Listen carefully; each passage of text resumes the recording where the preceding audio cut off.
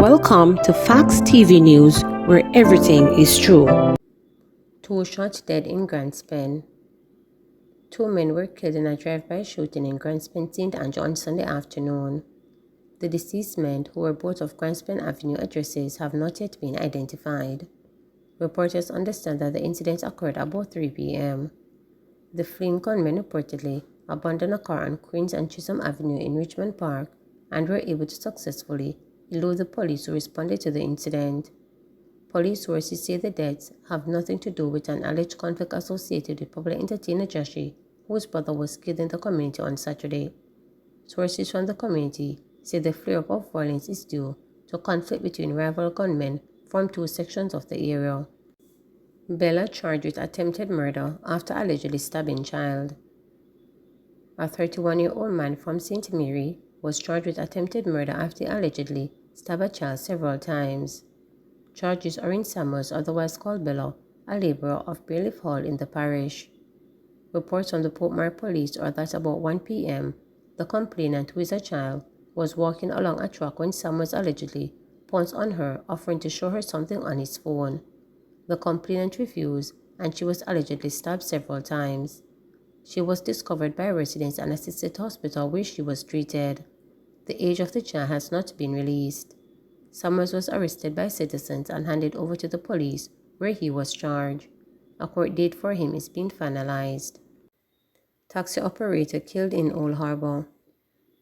The Old Harbour police in St. Catherine are searching for two suspects who reportedly shot and killed a taxi operator on Saturday night.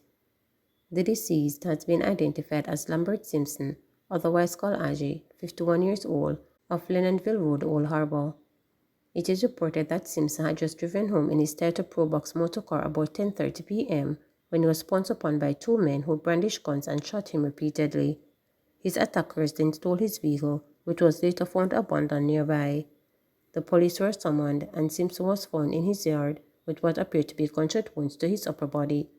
He was subsequently rushed to the Spinestone Hospital, where he was pronounced dead. The police are yet to establish a motive for the killing. Portland man stabbed to death in bar fight.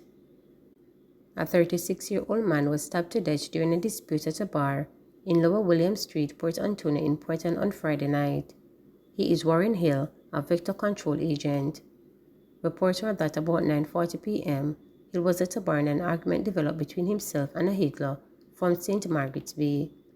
It is alleged that Hill pulled a machete while the higgler drew for his knife, which he used to stab Hill in his chest. He fell to the ground, and the suspect used the machete to chop him in his face. He was taken to the Port Antonio Hospital, where he was pronounced dead. The suspect was taken into custody. JLP PNP Council united behind new proactive police chief in St. Elizabeth. 3 months into his assignment as head of the St. Elizabeth Police Division, Deputy Superintendent of Police College Minto has earned high praises for his work. At the most recent monthly meeting of St. Elizabeth Municipal Corporation, councillors from both political sides rose to applaud Minto for what they describe as his proactive, practical, and hands-on approach to crime fighting. "I want to commend you for the leadership you have provided so far," said Richard Solomon, Jamaica Labour Party JLP councillor for the Newmarket Division. "I can honestly say I've seen an increase in the police presence right across the parish. Every turn I turn, I see a group of police making a checkpoint. I welcome it. Every law-abiding citizen will appreciate it," he added. Former Mayor of Black River, Everton Fisher, People's National Party PNP Black River Division, who criticized the police high command in July, shortly after Minto's arrival for what he said was a too frequent transferring of divisional commanders in St. Elizabeth, said Minto had made a very good start. "I have seen where you are a more practical person than many of your predecessors. I am on your side. I commend you," said Fisher. Witness Smith Curry, JLP Brampton Division, spoke of a recent experience where, on driving into Black River, St. Elizabeth's capital, she saw Minto and a large group of police personnel walking the streets. Her immediate response was that a major crime of some sort had just happened. As it turned out, she said, the police were merely making their presence felt, meeting and talking to people. Everybody was excited. There was no crime happening, but that suit Minto with the police were creating a presence, talking to people, including schoolboys.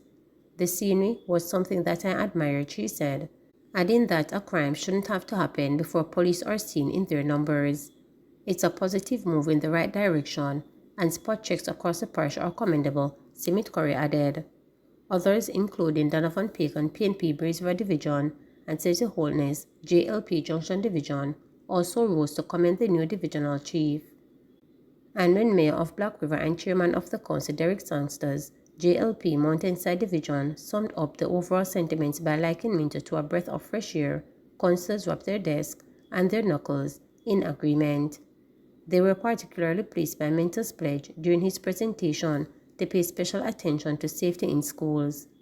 While there had been no report of anything major going wrong in the schools since this reopening following the long summer break, Minto said he had already met with some school principals and deans of disciplines as part of an effort to build an alliance and ensure early interventions when needed. I am a man with a passion for safety, said Minto, who is a former director of safety and security in Jamaica School.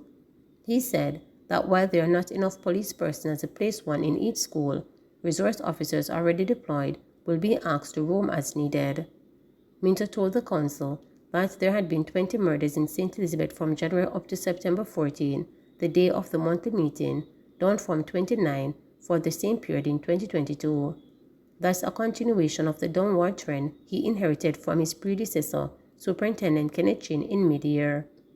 Noting that 10 murders resulted from domestic disputes, he urged councillors and all political representatives to do their part in influencing people to resolve differences in a non-violent way.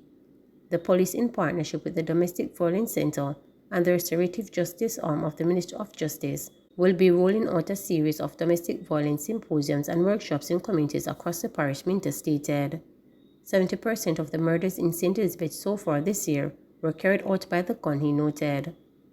Gun and ammunition seizure by the police were showing a decided increase. Then there had been 24 seizures, which were already more than the entire 2022, he said. Robberies involving men on motorcycles and cars carrying high-powered weapons and handguns targeting small businesses including bars and shops remain a major challenge, the St. Elizabeth Police Chief noted. Poker boxes remain a great interest to criminals. As a result, police personnel attending training sessions conducted by Betting, Gaming and Lottery Commission just to ensure that officers have a better understanding of how to treat with poker boxes. As part of an anti-robbery initiative, police were paying special attention to motorcyclists, resulting in the seizure of a number of bikes including 43 over the previous 2 weeks for serious traffic breaches such as driving without a license, driving an uninsured motorbike, and in almost all the cases driving without helmets. Minto said hundreds of bikes seized over the period with a police station across St. Elizabeth. We seized them unlicensed, unregistered, uninsured. Tomorrow they go out and get another. In some cases, we have had reports of stolen bikes. It continues to be a challenge, but my team is prepared to continue to enforce the law, he stated. Please remember to subscribe, like, share, and click the notification bell